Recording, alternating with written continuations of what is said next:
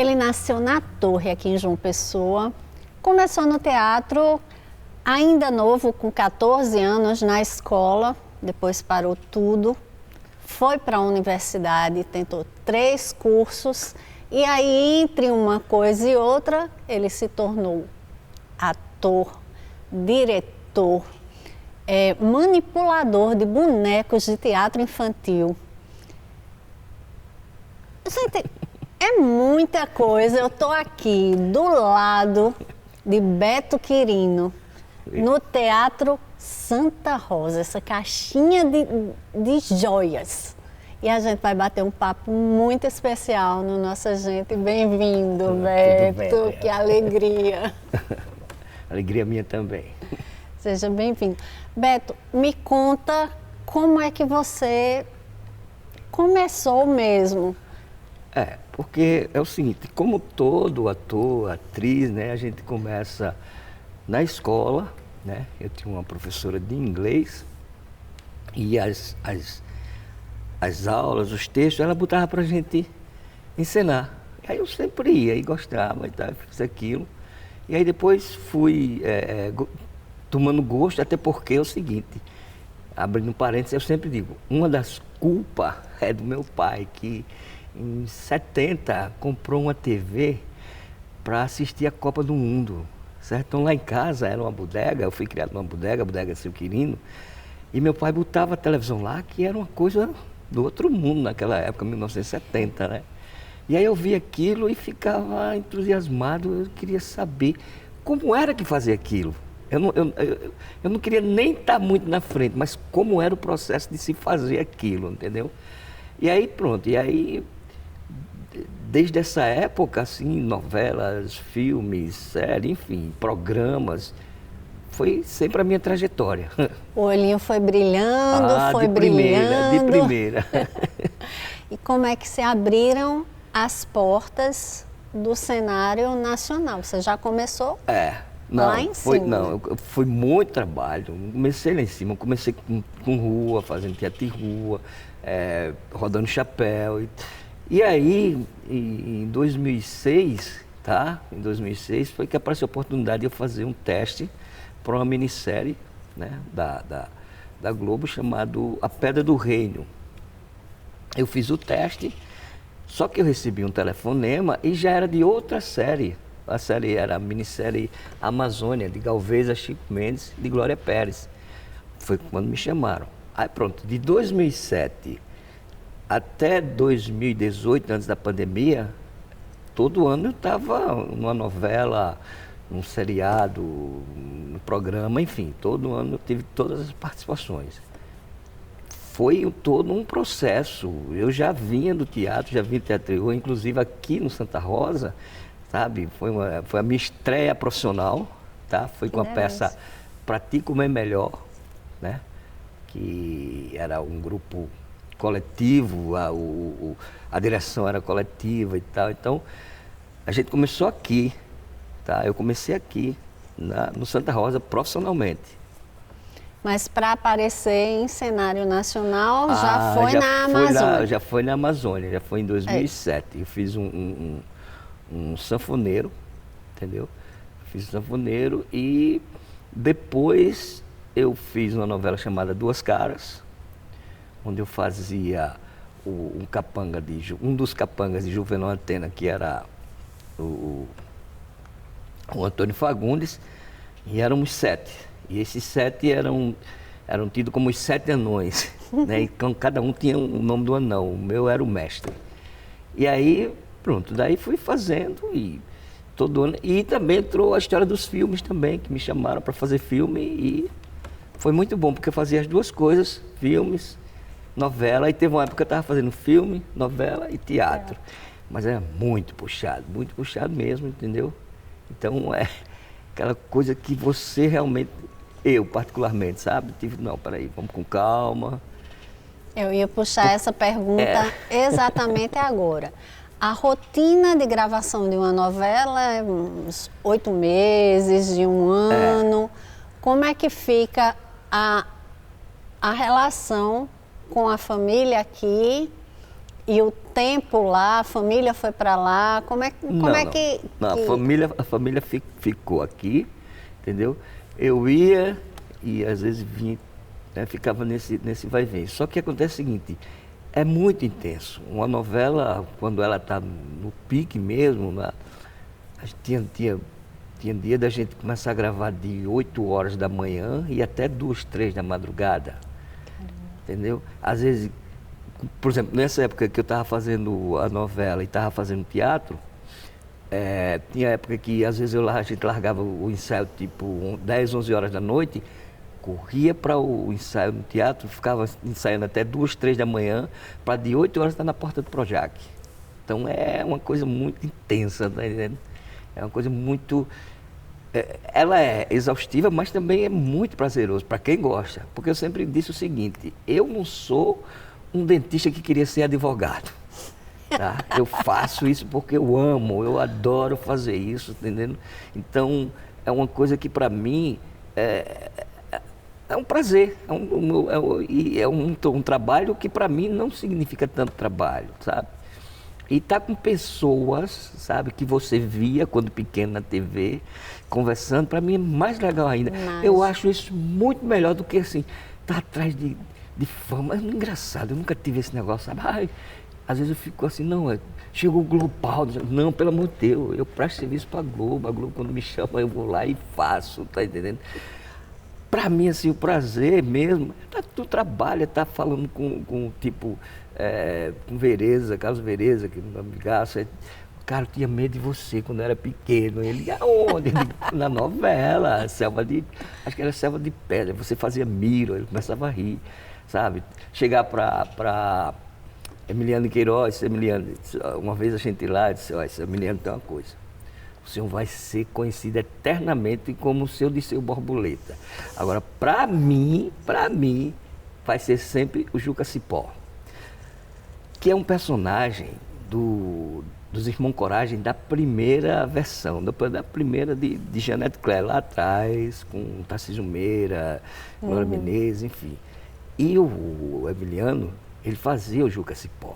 E quando ele entrava em cena, ele arrebentava. Aí ele chega para mim e diz, pois você acredita que esse é o personagem que eu mais gostei e o pessoal não... Pois eu... Tá entendendo? O seu para mim vai ser sempre Juca Cipó. Isso deve ser muito melhor do que um salário. Exatamente. Você agora falou certo. Sabe? Muitas e muitas outras coisas. Muitas, com o Ciro Lima Duarte, sabe? Quando eu fiz o assalto ao filme, o assalto ao Banco Central, entendeu? E aí conversar com ele sabe? Ouvir a história dele dizer, nesse ombro aqui, eu carreguei o material da inauguração da TV, o doutor Chateaubriand disse, menino, leva aqui, eu levei e tal e tal. E na época do filme, que a gente estava fazendo o filme, ele disse, olha, dos homens, só quem está vivo sou eu. E das mulheres, ainda tem Lolita Rodrigues. Aí Lolita, né, faleceu recentemente. Então são essas coisas que eu estou dizendo. Dá prazer, porque você está fazendo o que gosta, sabe? Você não está ali porque, vou me levantar e escovar os dentes e bater o ponto e tal. Se eu fosse fazer isso, eu pirava. Isso é viver de sonho, né? É o que alimenta a alma da gente. Né? A carreira de ator aconteceu.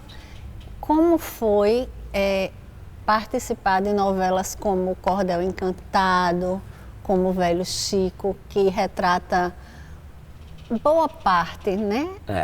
Regionaliza, traz um pouco do nosso Nordeste, não tudo, né? Que é bem caricato em algumas áreas, mas que mostra o amor do nosso povo. Você tocou num ponto interessante, porque é a partir do Cordel Encantado e foi mais intenso no Velho Chico, a questão da nossa sonoridade, do falar. Porque antes, certo? Porque antes havia uma coisa, num sotaque, quando ia se fazer nordestino, numa novela, numa série, numa coisa, era uma coisa um abaianado com carioca, tá entendendo? Com chiado, com uma coisa que não era uma coisa totalmente nossa. Então, no Cordão Encantado e no Velho Chico, principalmente, houve essa intensidade de chamar o pessoal, entendeu? Então, foi bom por isso, tá entendendo? Por quê? Porque a gente contracenou e a gente ficou mais à vontade, tá? Bom, quem é do Nordeste também não se preocupava tanto, mas havia, mesmo assim, anteriormente, a gente que era do Nordeste, para fazer até papel nosso, tinha essa preocupação, porque tinha que se adequar ao padrão, sabe, do sotaque. Da televisão. E que hoje não existe mais, entendeu? E que hoje a coisa fica mais fluente, porque aí todo mundo se entende. E aí fazer o Velho Chico, tá? Fazer o Velho Chico, veio gente de tudo quanto é canto, da Bahia, de Natal, de Sergipe, só daqui da Paraíba, que eu me lembro, acho que tinha uns 10 ou 12, entendeu? Tinha uns 10 ou 12, só daqui. Quer dizer, a gente tinha essa unidade também lá, né? Daqui a gente tinha Zezita, Fernando, um monte de gente. Quer dizer, a gente tinha esse encontro, a gente tinha essa coisa de se sentir naquele espaço. Antes, mesmo com esse espaço, mas havia aquela preocupação de você dar a entonação do que estava se pedindo. Até no jornalismo, aqui a gente tentava tirar um pouco o sotaque nordestino. Hoje a gente já tem liberdade de ser quem é, né? De ser quem é, de colocar expressões nossas. Né? A gente tem Isadora Cruz agora, ela fez a nordestina, aí agora depois fez uma carioca. E parece que agora ela vai fazer um do lado do Sudeste, que ela estava falando. Estava falando esses dias, eu vi. Isso é uma liberdade. Porque é o seguinte, nós da parte cênica, né, o ator, a atriz, a gente tem que ver que a gente tem que estar concatenado com isso que nos rodeia. Porque eu sempre gosto de dizer o seguinte, o ator pode ser tudo. O ator e a atriz pode ser o que você pensar, entendeu? Pode ser o animado ou inanimado. Então, ele tem que estar com esse mundo, sabe, sempre antenado e com o seu processo evolutivo. Por isso que a profissão da gente não para, porque a gente tem que estar sempre nesse processo de evolução. O que é que está acontecendo agora? Tanto se for fazer coisas futuras, sabe? For fazer um personagem futuro, como se fazer um personagem lá atrás, da antiguidade também. Por quê? Porque o ritmo de vida lá atrás não era esse mesmo ritmo de vida hoje. Você está entendendo? As relações não é essa mesma que é hoje. Isso aí a gente pesquisa e vê como era. E no futuro a gente tem que pensar como é que vai ser. Tá entendendo? Então, essa mobilidade, essa coisa, essa dinâmica que a nossa profissão oferece.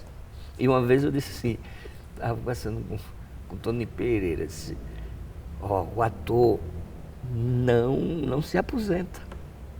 Ele se aposenta burocraticamente, tudo bem, mas enquanto ator, enquanto pessoa e tal. Por quê? Porque você vai ter sempre personagens de 10 anos, de 100 anos, de 50 anos. E aí ele disse, o ator não se aposenta, o ator morre. Eu disse, eu ainda vou mais além, Tonico. Quando morto, ainda é personagem. É verdade. Sabe por quê? Porque aí eu citei, né, e sempre gosto de dizer, Glauber Rocha, ele filmou o enterro do velório de Cavalcante. Então ele chega com a câmera lá, bota em cima aqui, de Cavalcante, não sei o que e tal. Naquela hora o Di Cavalcante é o personagem. É o personagem. E morre, mas não se acaba. Pois é. Né? Porque fica aí os personagens perpetua. Todos. E a gente sempre pode. Exato. Vale a pena ver de novo, né? Exato. Exato. Em teatro, como é que você se sente com o público parado, vidrado, absorvendo a cena? Como é que você se sente? É muito mais intenso, né? Porque a relação é direta. A relação é você ali, Então você tem que ter o que a gente chama do time, né? Para o público, você tem que sentir como é que o público está recebendo. E aí, isso que você fala, quando a gente está em cena, que há um silêncio, sabe? Que a gente vê que o pessoal está prestando atenção e aqui você tem, sabe, também está nessa. Pô, tá legal, o pessoal está, né, prestando atenção, a coisa está intensa. Então, por exemplo, eu tenho uma oficina, eu ministro uma oficina chamada O Comportamento do Ator Diante da Câmera. Por quê? Porque o ator, no teatro, nisso aqui, ele é tudo, tem que ser ele, corpo, jogar voz, né, para, como se diz, como a gente diz, para a velhinha surda lá do final da... E aqui não, aqui a gente tem que estar aqui, ó, fechado, e a expressão tem que vir para cá, enfim, é um outro comportamento. Agora o teatro não, o teatro te liberta. É por isso que muitos atores se dão bem, que vem do teatro, vai para a TV se dá bem, e muitos que é da TV e vai para o teatro não se dá bem. Por quê? Porque está fechado naquela história. E quando você chega aqui no palco, não, no palco, você abre, você tem que expressar aquilo ali. Porque isso aqui tem que ver, aquele lá atrás tem que ver do mesmo jeito que o da frente está vendo. Então, é mais adrenalina, A gente vai para um pequeno intervalo nessa conversa deliciosa que eu nem senti o tempo passar. Daqui a pouco a gente volta com o Nossa Gente, com Beto Quirino. Okay.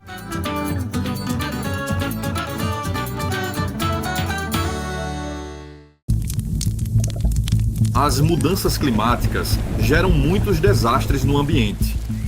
Um jeito de diminuir o ritmo do desequilíbrio é fazer reflorestamento. As florestas funcionam como esponjas de dióxido de carbono. Isso diminui a presença desse gás do efeito estufa. Com o reflorestamento intenso, menos dióxido de carbono na atmosfera vai provocar menos aumento da temperatura e menos desastres no ambiente. Ganhar o jogo contra a mudança no clima é dever dos países.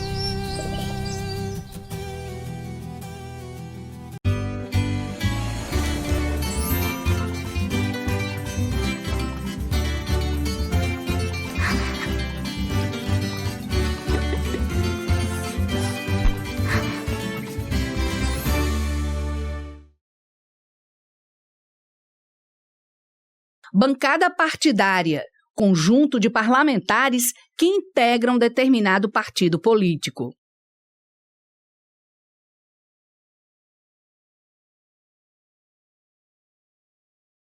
Você sabia que quando uma calçada é rebaixada, o comerciante não pode restringir o estacionamento? Aí, gostei. Vou perguntar à lei como é que eu exijo esse direito. Consulte as leis e chame a Lê, a nova assistente virtual da Câmara de João Pessoa. Você pode dar o sangue por você? Você pode dar o sangue pelos seus sonhos? Pela sua família? Por uma causa? Você pode. Comece hoje e faça disso um hábito. Porque quando você descobre que pode dar o sangue por você, você também descobre que pode ajudar outras vidas. Procure um hemocentro e doe sangue regularmente. Você pode. Ministério da Saúde. Governo Federal. Este é um chamado para nos unirmos contra o ódio espalhado pelas fake news, informações falsas que podem destruir a democracia e, mais do que isso, destruir famílias, reputações, vidas. E se a vítima fosse um amigo, sua filha? E se fosse você? Acesse gov.br/Brasil contra Fake. É hora de frear o ódio, parar de repassar informações falsas, checar cada fato e sua fonte. Porque quem espalha fake news, espalha destruição. Brasil, União e Reconstrução. Governo Federal. Você sabia que quando uma calçada é rebaixada, o comerciante não pode restringir o estacionamento? É lei. Vou chamar a Lê aqui no Zap para saber mais detalhes sobre essa lei. Consulte as leis e chame a Lê, a nova assistente virtual da Câmara de João Pessoa. A voz do seu bairro vai falar! É pra falar, não é pra gritar não, homem. A Câmara no seu bairro tá chegando aí pra tu falar o que pode melhorar, o que tá faltando. Sua prioridade é o postinho, é a praça, tá faltando calçamento? Se liga aí onde vai ter a Câmara no seu bairro. No bairro dos Estados, Valentina, Mangabeira, Bessa e Centro. Fala com a Alê, diz o que você precisa e vamos debater com os vereadores. Câmara Municipal de João Pessoa.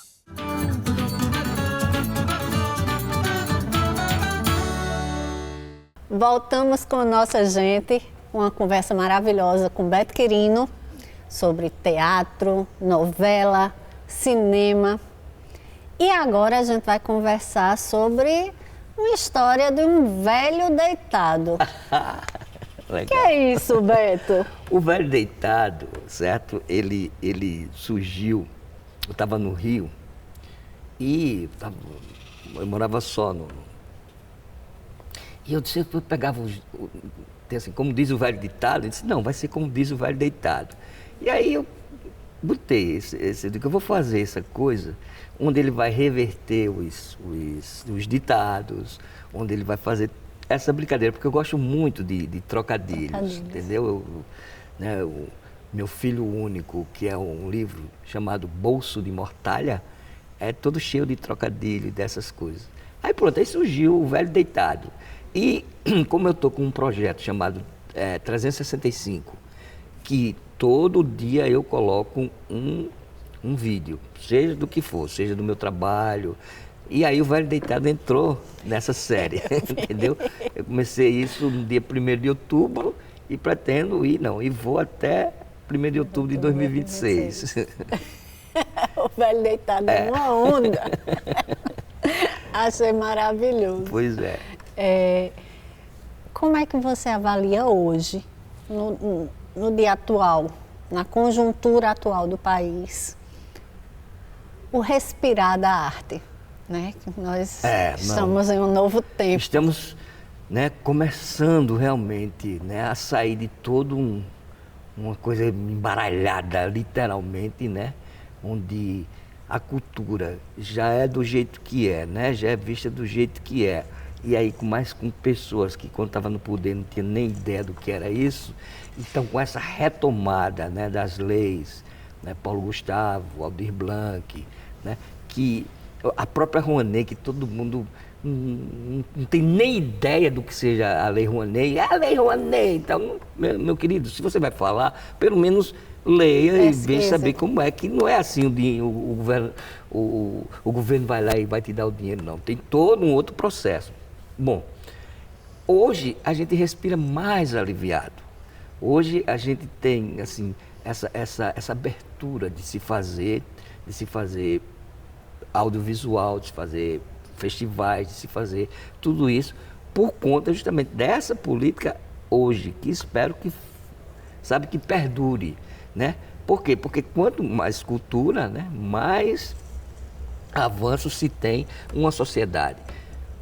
Isso a gente sabe muito bem que determinadas pessoas que estão no poder não quer que se tenha acesso à cultura, porque se você tem acesso ao saber, tem uma outra conotação. Mas hoje, pelo menos, a gente já respira mais aliviado, com todos esses processos. Aqui em João Pessoa, a gente está recebendo grandes espetáculos o tempo inteiro,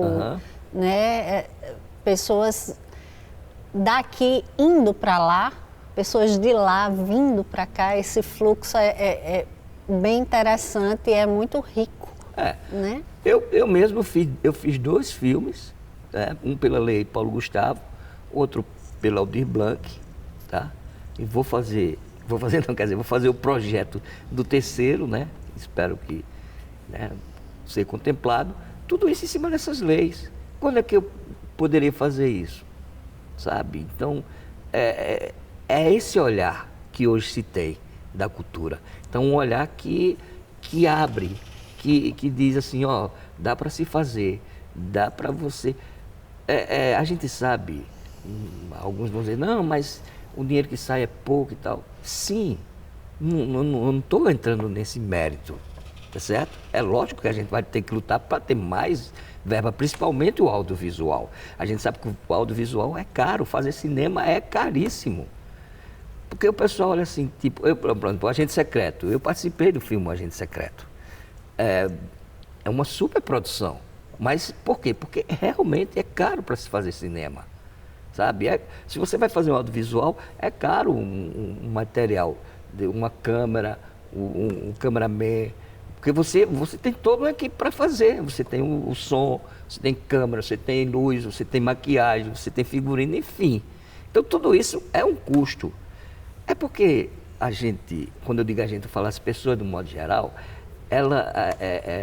a gente é orientado assim, para quando vê uma situação, achar que foi aquilo. Deixa eu só exemplificar. A gente vê uma cena de 5 minutos, numa novela, num filme, aí pensa que foram só aqueles 5 minutos. Como a gente aqui batendo esse papo, todo mundo vai ver que foram o tempo, vai pensar que foi aquilo, né? Não vê que teve corte, que teve a chegada, teve um monte de coisa, certo? Que isso aí vai demanda, porque a partir daqui vai para a sala de edição, vai fazer e tal, vai ter que botar música, enfim. Então, tudo isso tem que ser pensado realmente. Então, a gente tem que levar em conta tudo isso. Agora, lógico que a gente tem que brigar por mais verbas, né? Brigar por mais participações.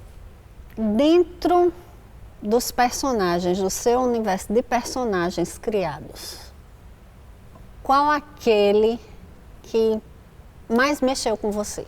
Para mim, assim, eu acho que é sempre o primeiro para mim, sabe? Todos eles mexeram, obviamente, mas o Cesarino, sabe? Que para mim foi a minha estreia na TV. Eu cheguei na TV sem nada, zero à esquerda. Por quê? Porque eu vim de rua, eu vim de palco, né?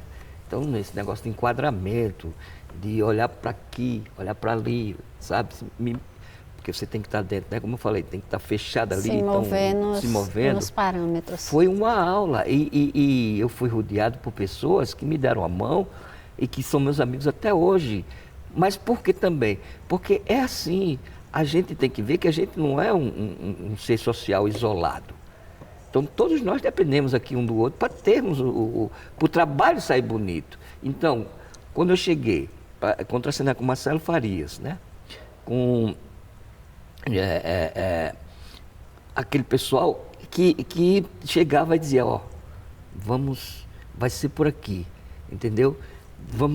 Tu olha para cá, tu se vira para cá e tal. Enfim, eu tive isso do pessoal que me ajudou, sabe? E, ao mesmo tempo, é como andar de bicicleta. Então, quando você entra, já chega, já sabe, vou olhar para ali, é aqui, eu tô, como é que eu tô, entendeu? Então, o primeiro personagem, o Cesarino, ele é um sanfoneiro e seringueiro. E aí, eu achei ele bem para dentro, sabe? Um personagem bem íntimo, bem de uma ingenuidade, sabe? Aí eu gostei, foi um dos que eu mais gostei. Obviamente que a gente gosta de todos, mas sempre aos que marcam. E no Velho Chico, eu também gostava por conta das brigas com o Domingos, né? O nosso querido Domingos Montané, que era briga acima de briga e tal, e a gente estava sempre ali, e era, sabe, uma coisa mais aberta. Era um cara que tinha uma fazenda, que queria vender as suas frutas, não interessava quem, se para o Saruê ou para a cooperativa. Esse também foi interessante. Eu não ia tocar nesse assunto, mas vou. Como é que foi para vocês aquela perda? Porque o Brasil sentiu de uma forma muito íntima, como se todos fossem participantes. Mas vocês estavam lá, né? Aquilo foi um corte muito abrupto. Exatamente, era isso que eu ia falar. Porque, veja bem, eu tinha conhecido Domingos quando eu fiz a participação no Cordel Encantado. Aí depois, né, no Velho Chico, a gente viu o seguinte, que o Domingos, ele era uma pessoa que ele tinha uma energia tão boa, tão, sabe? Eu acredito em energia, sabe? Eu acredito muito em energia.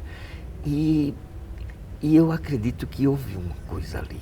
Mexeram com energias naquela coisa ali.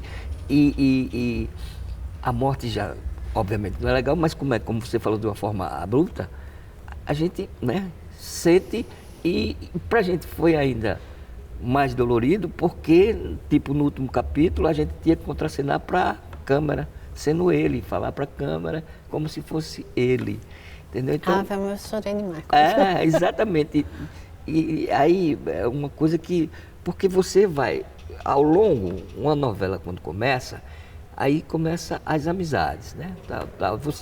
Você está 9 meses, chegando de 8 horas da manhã, saindo, sabe, como eu falei, de madrugada, sabe? E é um trabalho como outro qualquer, certo? Aí o que acontece? Você cria essa relação.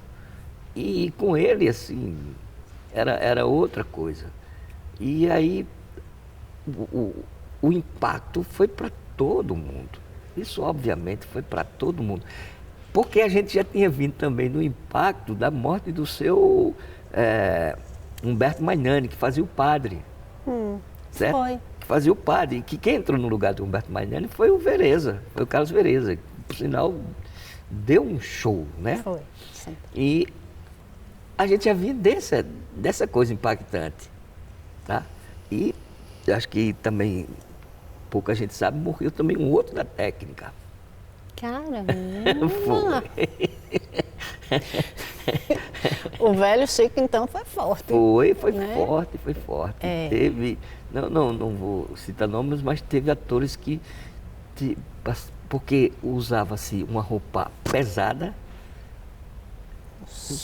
o sol e além do sol, os holofotes, assim, de 3 mil, assim, em cima de você com aquela roupa aqui. Então, os atores mais velhos passavam mal, vinha, porque tem, né, o pessoal dos paramédicos e tal, tudo parava e tal, porque usando aquela roupa pesada. Mas, assim, isso é nos bastidores, né? Porque aí no brilho é outra história, né? Foi uma das novelas mais bonitas. Mais bonitas, né? Mais bonitas mesmo. Eu lembro que lá em casa a gente parava.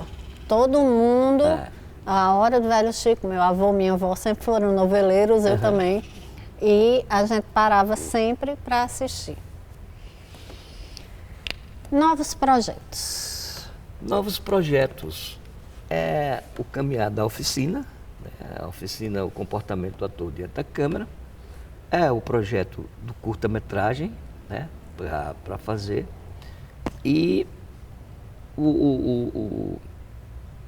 outra coisa também, o trabalho que é o pessoal de Guarabira, que eu estou agora em Guarabira, com o Cine Rural, projeto Cine Rural do meu amigo Ramiro Talibã, que a gente sai na Rural apresentando cinema para as comunidades, lá, que foi conta do projeto Paulo Gustavo, entendeu? É o Cine Rural. Então a gente está tudo dentro desse projeto. Que delícia! Eu deixei para a gente finalizar com... Já? A gente tem ainda mais uns 4 minutinhos, mas aí tem conversa ainda.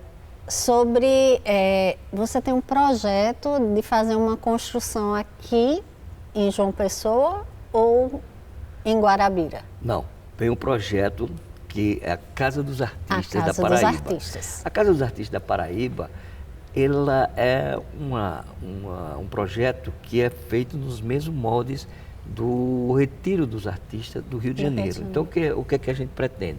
A gente pretende acolher os atores, atrizes, artistas, enfim, em geral, né, idosos que não estão tendo condições de trabalho, sabe, tá fora dessa coisa, não tem onde morar, entendeu? Enfim, e aí a gente vai pegar esse pessoal e vai ser construído, né, a Casa dos Artistas, e esse pessoal vai para lá. Então, qual é a contrapartida? A contrapartida você é o quê? É ator? Você vai morar lá, você vai dar aula de arte cênica. Você é músico? Tá, você vai dar aula de violão, enfim. Tem uma contrapartida que lá não vai ser um depósito onde ele vai ficar.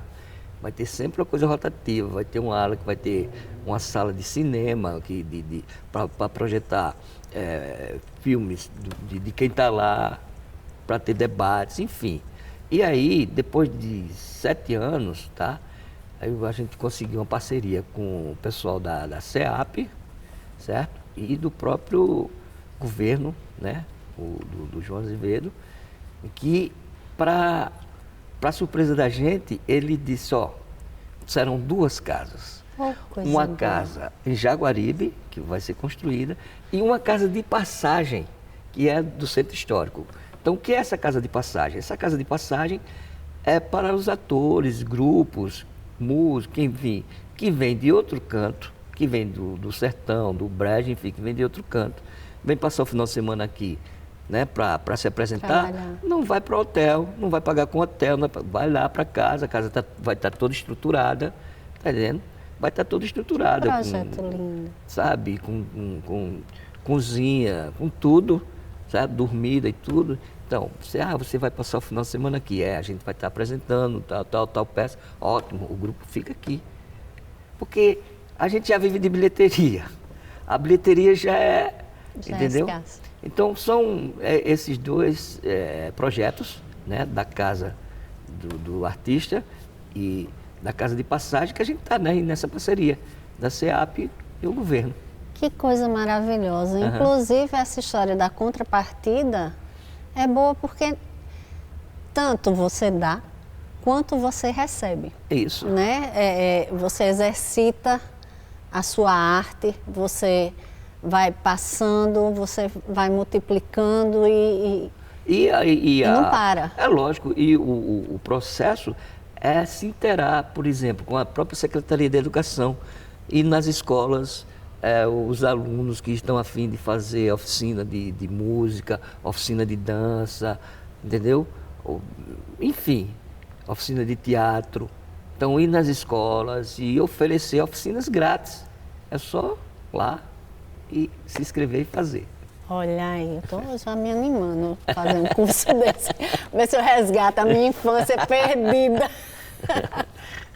Ai, que prazer. Ai, prazer mesmo. Que prazer, muito, que alegria. Muito bom. Muito bom ter você no nosso jeito. Muito bom também ter você aqui conversando. Aqui nesse lugar. Para mim, nossa, deu probleminha mas na como nossa... Olha, como diz o velho deitado, há malas que vêm de trem. Certo? Era isso que eu ia dizer.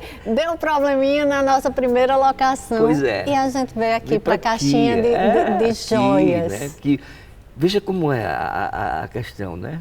Sem querer fazer a propaganda. Mas a Carol vai estar aqui, né? Próxima semana.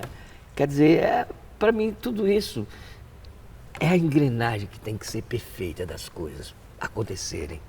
É essa energia que eu acredito, sabe? Também. Que tem uma coisa que a engrenagem ela tem que dar certinho, milímetro por milímetro, que é para justamente acontecer isso lá, para a gente estar aqui, para ter essa conversa agradável, que para mim eu conversaria mais tempo também. Eu também. O nosso agente fica por aqui. Lembrando que ele também passa na Rádio Câmara FM 88.7 e até a nossa próxima edição. Obrigada, meu querido. Foi maravilhoso. Eu também gostei. Foi bom para você? Foi ótimo.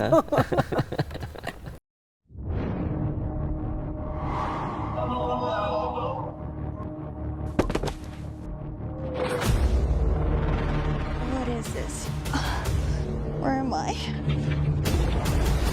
Follow the Bones Road and you'll find the answers. This place is very dangerous.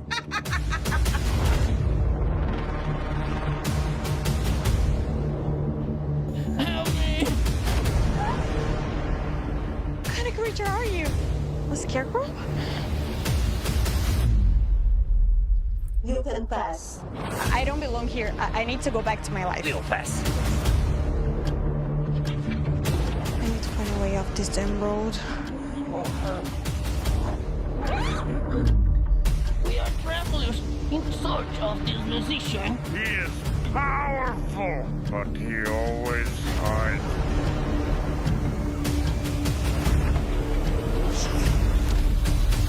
Life is an illusion.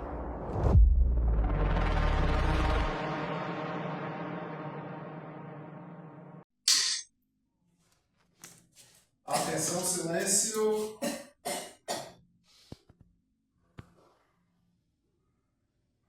Começa com Alice. Ação.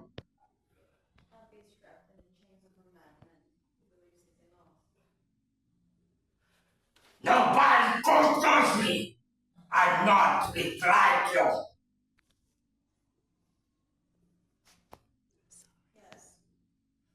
Nobody controls me. I'm not weak like you.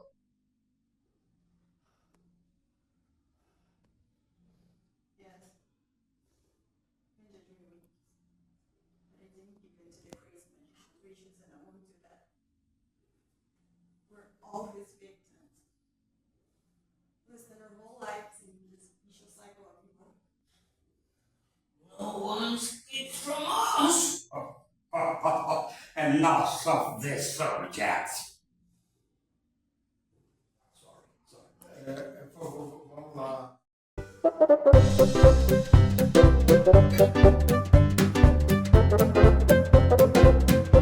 Como diz o velho deitado. A verdade está no vinho e a mentira na ressaca.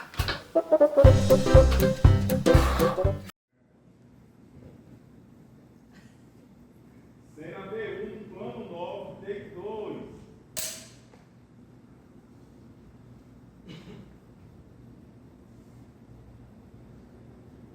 Ação.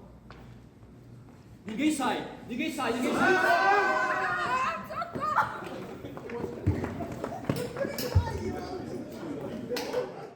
Ó, eu pensei, eu imaginei, pelo que eu entendi é assim, mas nem é isso não. Vai ser, eu acho que, porque vai pegar o subjetivo dele, né? Vai pegar tipo o close dele, tá? Já foi massa aqui, viu? Vem cá. Vai pegar esse ângulo, mas eu acho Mais que vai pegar